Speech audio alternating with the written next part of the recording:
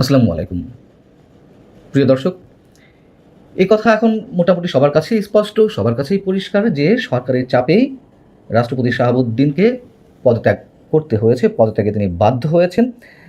এখন এই মুহূর্তে এসে আরও বেশ কিছু প্রশ্ন গুরুতর হয়ে দেখা দিয়েছে। অনেকের মনেই এই ধরনের প্রশ্ন উঠছে যে কেন তাকে শুক্রবারের মধ্যেই পদত্যাগ করতে হলো? দুদিন পরে করলে কী সমস্যা ছিল?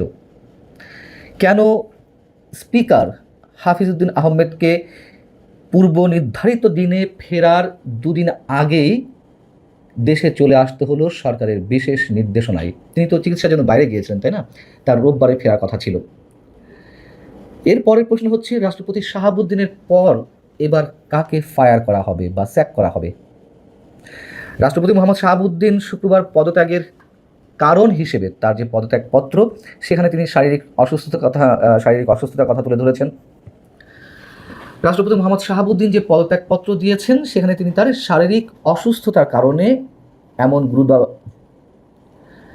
রাষ্ট্রপতি মোহাম্মদ শাহাবুদ্দিন যে পদত্যাগপত্র দিয়েছেন তা আপনারা সবাই দেখেছেন। সেখানে তিনি শারীরিক অসুস্থতাকে পদত্যাগের কারণ হিসেবে উল্লেখ করেছেন, এবং তিনি যে শারীরিক অসুস্থতাকেই কারণ হিসেবে উল্লেখ করবেন এটাও গত 2 দিন ধরে মোটামুটি জানা যাচ্ছিল। এবং পদত্যাগপত্রে বিরল রোগসহ মোট 5টি রোগের কথা তিনি উল্লেখ করেছেন। তার মধ্যে বিশেষ একটি বিষয় উল্লেখ করেছেন, মাঝে মাঝে তিনি ক্ষণিকের জন্য অচেতন হয়ে পড়েন। বিরল এই রোগের নাম হচ্ছে অটোনমিক নিউরোপ্যাথি। অথচ পদত্যাগপত্র তিনি দিলেন শুক্রবার 5টার দিকে, তার মাত্র কয়েক ঘন্টা আগে বৃহস্পতিবার সন্ধ্যার দিকে ডেইলি স্টারের পক্ষ থেকে শাহাবুদ্দিন সাহেবকে ফোন দেওয়া হয়েছিল। তিনি পদত্যাগ করছেন কিনা এমনটা জানতে চাইলে রাষ্ট্রপতি বললেন, দেখতে পাবেন। প্রশ্নটা বিব্রতকর। অর্থাৎ তাকে যে কোন পরিস্থিতিতে পদত্যাগ করতে হচ্ছে, কোন ধরনের চাপের মুখে এসে তাকে সিদ্ধান্ত নিতে হচ্ছে, তার দুটি শব্দতেই পরিষ্কার হয়ে উঠেছে। প্রশ্নটা বিব্রতকর।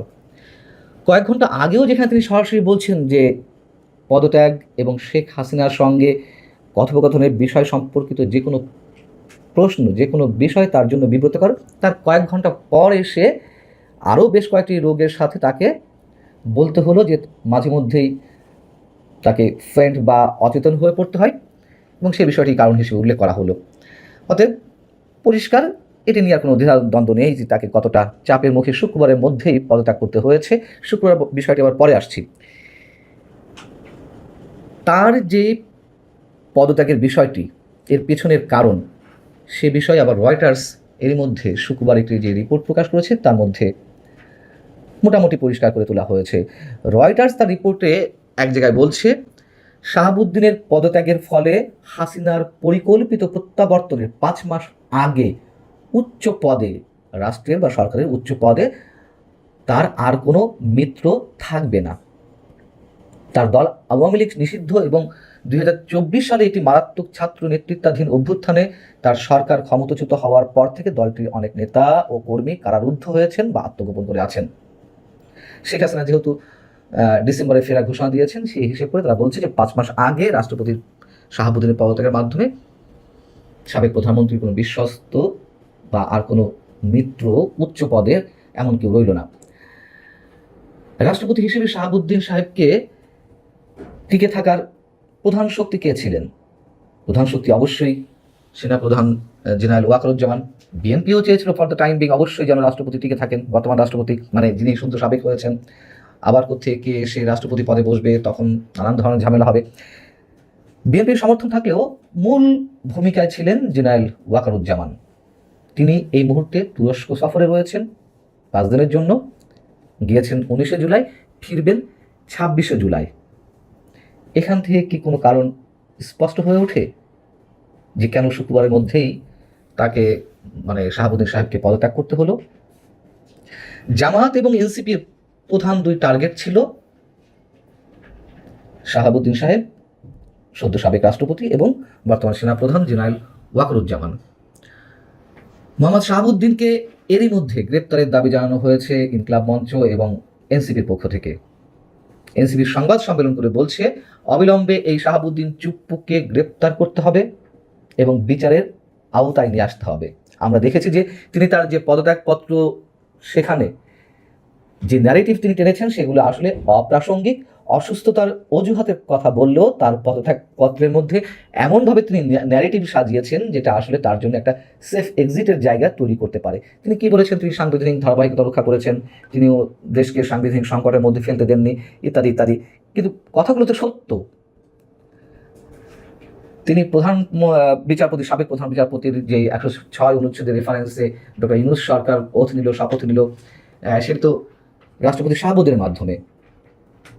তো এখন রাষ্ট্রপতি শাহাবুদ্দিন আবার অনেক কিছু করেছেন, ন্যারেটিভ তৈরি করেছেন, এগুলো বলা হচ্ছে, সেগুলো অন্য বিষয়।